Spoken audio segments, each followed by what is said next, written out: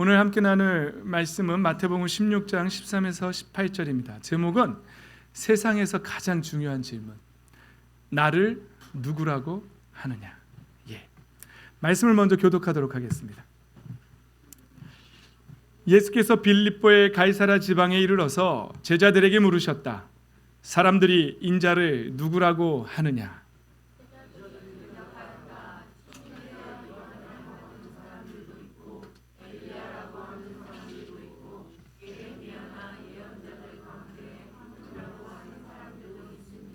예수께서 그들에게 물으셨다. 그러면 너희는 나를 누구라고 하느냐?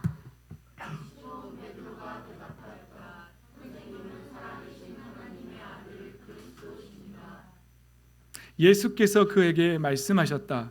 시몬 바요나야, 너는 복이 있다.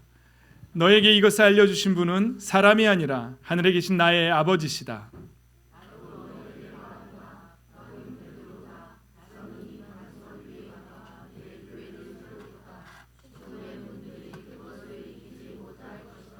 아멘. 네, 여기까지입니다. 네. 오늘 제가 여러분들에게 말씀을 전하는데 제목을 세상에서 가장 중요한 질문, 나를 누구라고 하느냐라고 말했습니다. 요새 추세가 제목은 좀 길어지는 추세인가 봐요. 그렇죠? 크리스마스를 보내고 있는 우리에게 이 질문은 정말 중요한 질문입니다.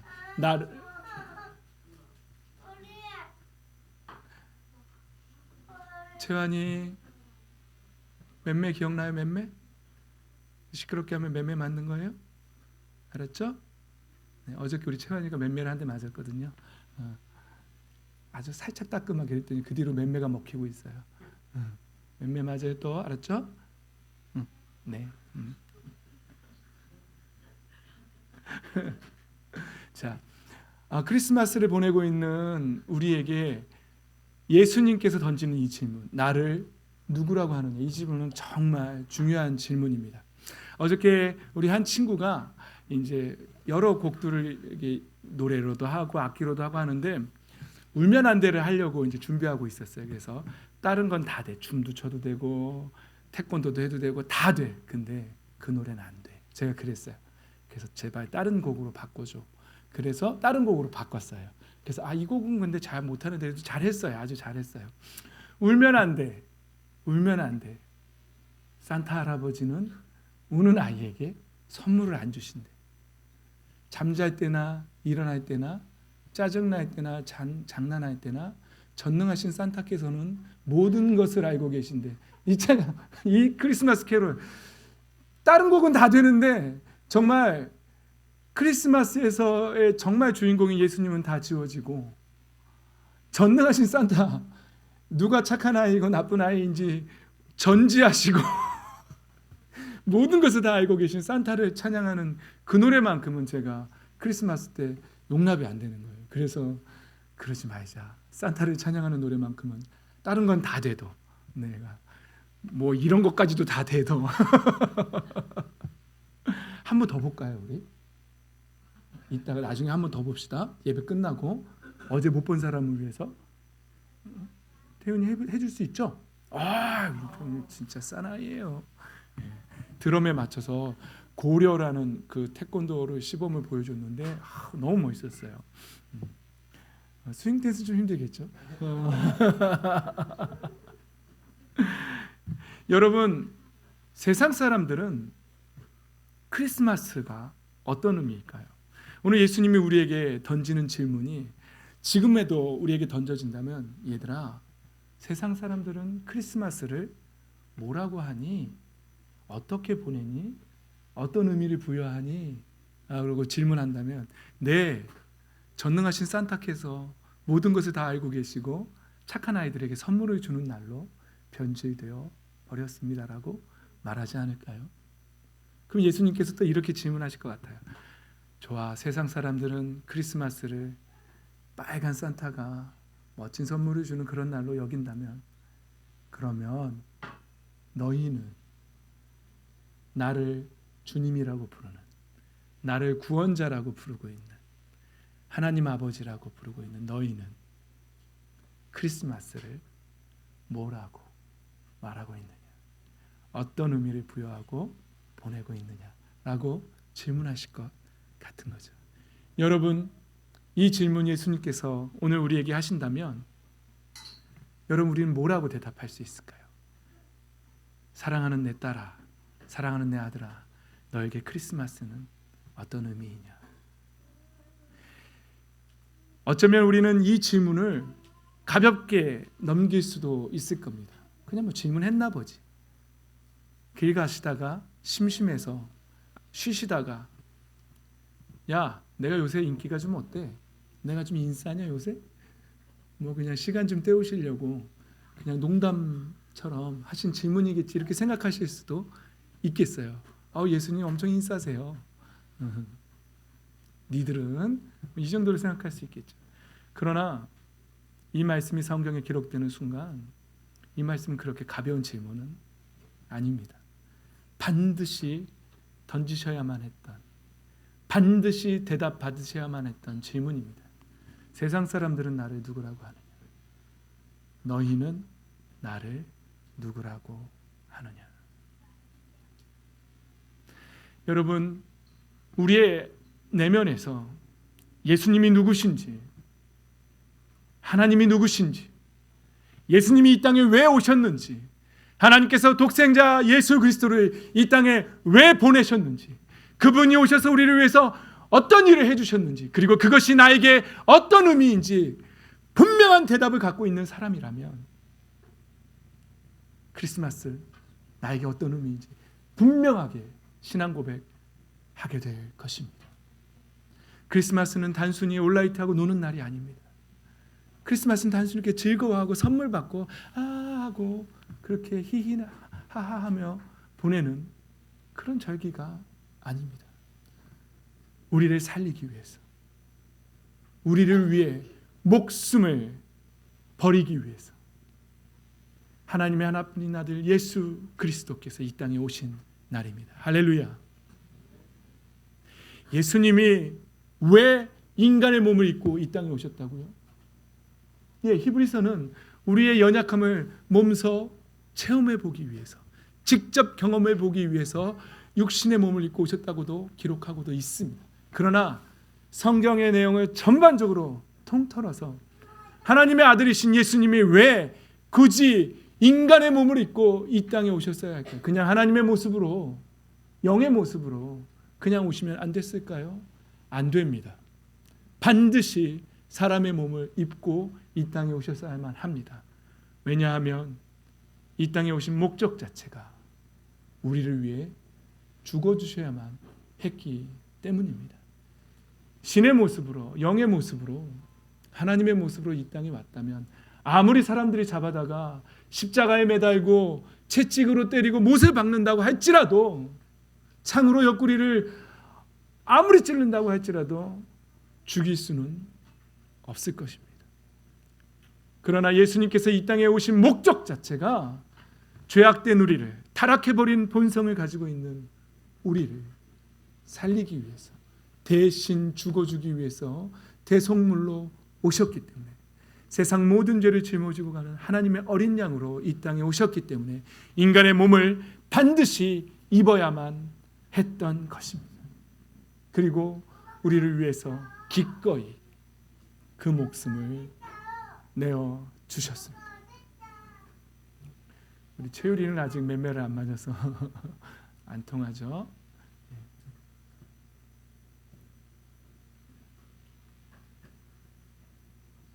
여러분들은 세상 사람들과 분명하게 다른 대답을 하고 계십니까?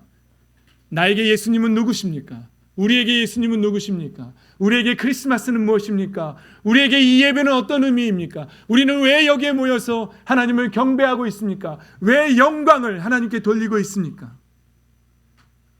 분명한 대답을 갖고 계시는 여러분이 되시기를 예수님의 이름으로 축복합니다. 잘 모르겠다면, 아무리 금은보화를 갖고 계시고, 아무리 넓은 집을 갖고 계시고, 아무리 좋은 차를 타고 계신다 할지라도 그 의미에 대해서 분명한 확실한 신앙 고백을 할 수 없는 분이라면 불행한 인생입니다. 아직도 저주받은 인생입니다. 어제 마무리 다 하고 저희는 12시 반까지 여기서 서류 하나를 준비할 게 있어서 감사하죠. 어떤 곳에서 저희 교회 크리스마스 선물로 100만 원을 헌금해 주셔서 너무너무 감사하죠. 그래서 세금 기부금 영수증을 만들어 주려고, 근데 또 불행하게 제 컴퓨터 D 드라이브에 커넥터가 부러지는 바람에 모든 서류 문서가 없어져서 목요회로 또 문자 카톡해서 받아서 막 만들었어요. 12시 반까지 이제 그 자료 만들고 자료 받아서 만들었는데, 뒤에 사무실에 있는데 우리 사랑하는 고등부 친구들이 생활 용어를 너무 강렬하게, 아주 리얼하게 구사해 주시고 계시는 거죠. 누군지는 몰라요. 누가 욕을 했는지 한두 명은 아닌 것 같아요. 한 3명 이상은 하신 것 같은데, 아주 생활 용어 아주 찰지게, 아주 저는 언제부턴가 제가 욕을 하려고 해도 잘 안 어울린다고 하더라고요. 저희 아내가 저보고, 제가 화가 나서 욕을 한 10년 전쯤인가 욕을 한 적이 있는데 안 어울리거든요. 그러더라고요. 그래서 안 어울리는구나, 이제 욕이 나랑 안 어울리는 거. 근데 어젠 정말 찰졌어요. 입에 착 감겼어요, 욕이. 그래서 제가 이런 말을 해줬어요. 욕이 입에서 나온다면, 욕이 입에서 나오는데 마음에 아무런 꺼리낌이 없다면, 그 찰진 생활 용어들이 나오는데 떨림이 없다면, 성령님이 안 계시다고 생각하면 된다. 마음속에 성령님이 계시다면 우리가 세상을 사랑하거나 세상 용어들을 사용한다든지 하나님의 뜻이 아닌, 하나님의 방법이 아닌 세상의 가치관으로 산다면 반드시 떨려야 합니다. 성령의 책망이 들려야 합니다.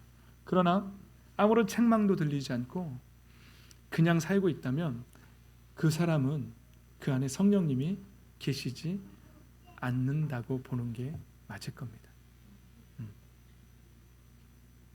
만약에 예를 들어서 이러면 안 되는데 하면서 어쩔 수 없이 연약함 때문에 쓰러진 거라면, 그런 경우라면 생각해 볼 여지가 있습니다. 그러나 이게 뭐 어때서? 라고 아무런 꺼리낌 없이 그렇게 죄와 타협하고 살고 있다면 그 사람은 성령으로 거듭난 사람이 아니라고 저는 생각되어집니다. 성령으로 거듭난 사람이 아니라면 요한계시록에 우리가 한참 요즘 강해하고 있는 요한계시록에 하나님의 도장, 성령의 날인 받은 사람 아닙니다. 그 사람은 분명 세상의 가치관으로 살고 있는 것이고 하나님의 도장이 아니라 짐승의 이름을 이마에 새기고 사는 사람이라고 봐도 아마 틀리지 않을 것입니다. 여러분, 확실한 신앙 고백하십시오. 확실하게 사십시오. 교회는 나오고 있지만, 교회에 나와서 나 믿는다고 말은 하지만 삶에서 아무런 변화가 없다면 예수님이 이 질문 던질 겁니다. 아무개야, 나는 너에게 누구냐? 나는 너의 삶 속에서 나는 누구냐? 잠시 있다 없어지는 이 땅에, 성경이 말하기에 사람의 인생이 70이요 강건하면 80인데 그나마 그 생명은 그 호흡에 있으니 수에 칠 가치가 없다. 수를 헤아릴 가치도 없다. 누가 먼저 갈지도 모르는 인생이다.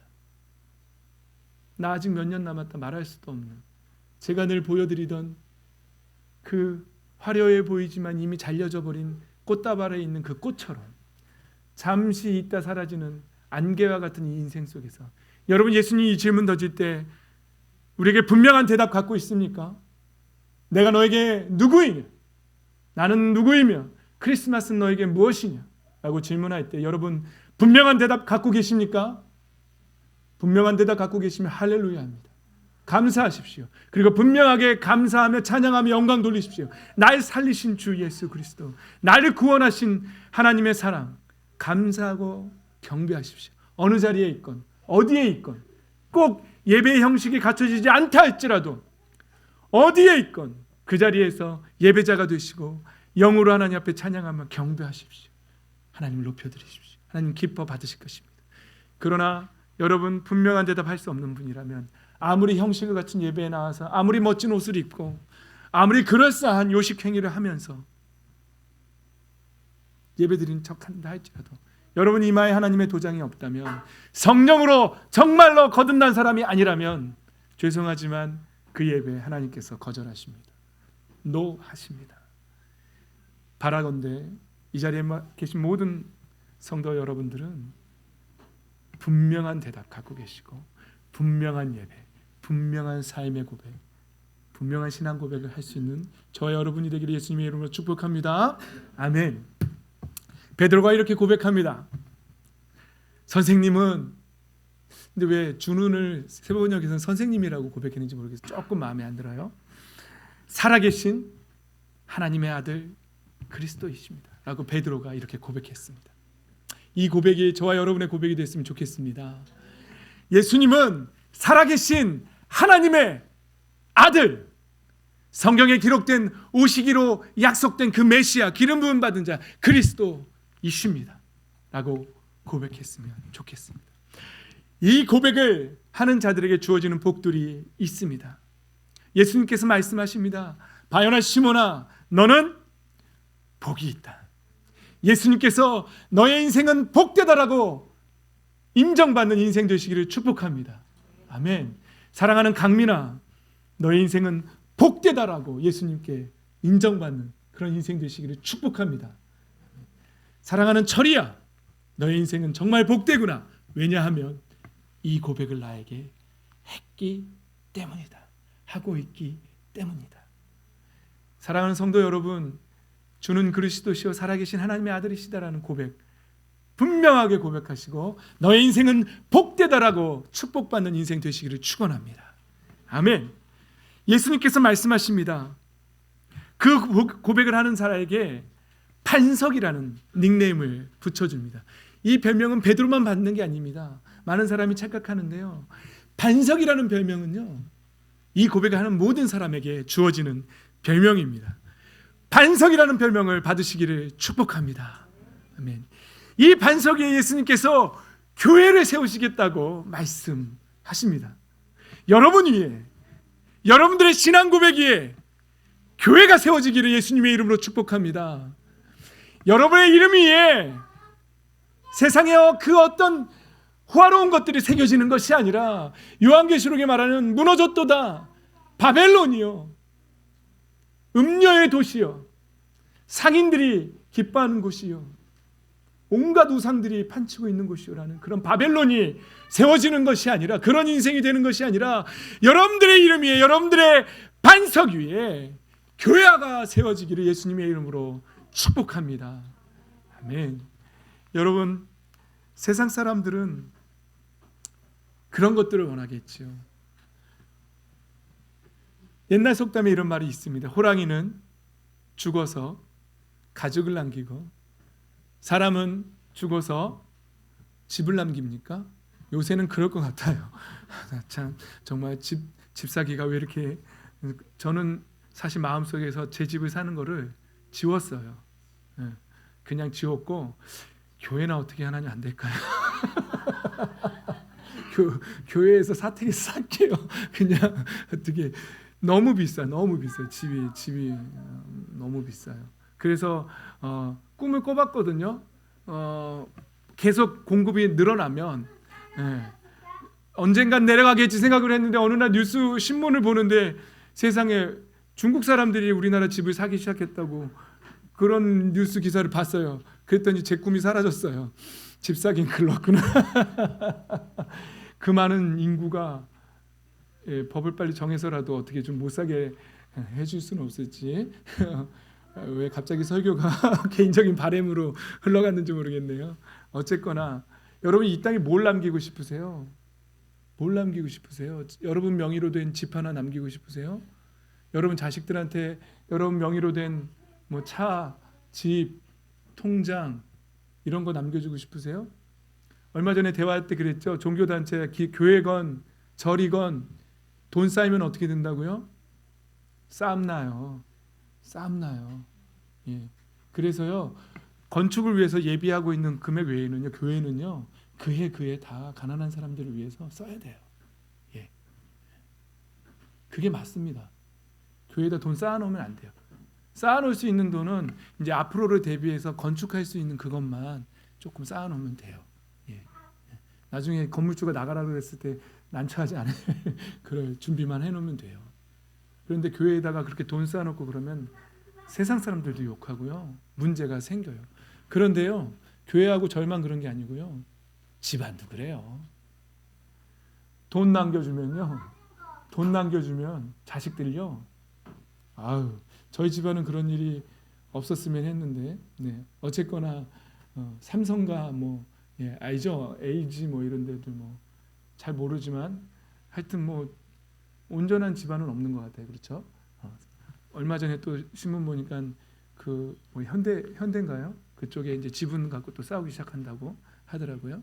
어쨌거나 여러분 이 땅 위에서 그런 거 남기려고 노력하지 마십시오. 분명한 신앙 고백하는 사람들은요, 분명한 걸 남깁니다. 누굴 남기는지 압니까? 다음 세대를 남깁니다. 교회를 세우고 다음 세대를 남깁니다. 그러나 예수님께서 하신 그 질문에 분명한 대답을 하지 못하는 사람들은 자식들에게 신앙 교육시키지 않습니다. 지난 주일날도 말했죠. 하나님이 목적인 사람이 있고 신앙의 목적이 가나안 땅이 목적인 사람이 있다고 말씀드렸죠. 가나안 땅이 목적인 사람들은 하나님 앞에 나와서 날마다 비나이다 합니다. 가나안 땅을 달라고, 내게 가나안 땅을 달라고. 나의 소원은 이 땅 위에 내 명의로 되어 있는 집 하나 남기고 자식들에게 물려주고 떠나는 것이 나의 마지막 소원이라고 말합니다. 그리고 가나안 땅을 빕니다. 그리고 살아있는 동안에 그 가나안 땅을 얻고 나면 어떻게 한다고요? 가나안이 목적인 사람은 가나안을 얻고 나면 하나님을 잊어버린다고요. 그래서 사사기에 기록된 말씀이 뭡니까? 하나님을 알지 못하는 다음 세대가 일어섰다고 그렇게 말하고 있지 않습니까? 가나안이 목적인 사람들은 가나안 땅을 얻고 난 다음에 하나님을 잊어버리고 자기의 자식들에게 여호와 하나님을 가르치지 않았습니다. 다 잊어버립니다. 그러나 예수 그리스도가 목적이고 분명한 신앙 고백을 갖고 있는 사람들은 그 이름 위에 교회를 세우고 그 가정 위에 분명하게 교회를 세우고 그리고 자신의 자녀들에게 신앙을 물려줍니다. 그리고 그 교회를 물려줍니다. 할렐루야. 사랑하는 성도 여러분, 땅을 물려주려고 하지 마시고 교회를 물려주십시오. 신앙을 물려주십시오. 분명한 신앙 고백을, 그리고 그 자식도 반석이라는 닉네임을 얻을 수 있는 그런 신앙의 유산을 물려주시기 바랍니다. 그런 자에게 주어지는 복이 또 하나 기록되는데요, 죽음의 문들이 그것을 이기지 못할 것이라고 말합니다. 네. 저 아이가 지금은 울고 있지만 우리 오영진, 김현주 자매님이 분명한 신앙을 물려줄 줄 믿습니다. 아멘. 그래서 저 아이가 교회가 될 것이고 저 아이가 이 교회를 끌고 갈 것이고 그리고 예수 그리스도의 복음을 들고 또 땅끝까지 나아갈 줄 믿습니다. 여러분, 오늘 말씀에서 또 하나의 축복이 주어져 있는데요, 죽음의 문이, 개역개정에는 음부의 권세가 이기지 못할 것이라고 예수님께서 분명하게 선언하셨습니다. 할렐루야. 교회를 세운 사람들, 분명한 신앙의 고백을 하는 사람들은 음부의 권세가, 죽음의 문들이 그 가정을 건들 수 없을 것입니다.